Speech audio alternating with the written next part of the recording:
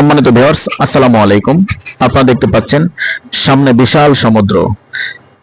সমুদ্রের মাঝে এই বিশাল ঢেউ, কারো কাছে একটুখানি প্রশান্তি, আর কারো কাছে জীবন মরণ লড়াই। এই ঢেউয়ের বুক চিরে প্রতিদিন ভোরে বের হয় আমাদের জেলেরা।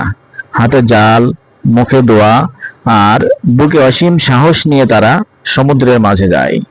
ওরা সোনা খোঁজে না, খোঁজে এক মুঠো ভাত, সন্তানের মুখের হাসি।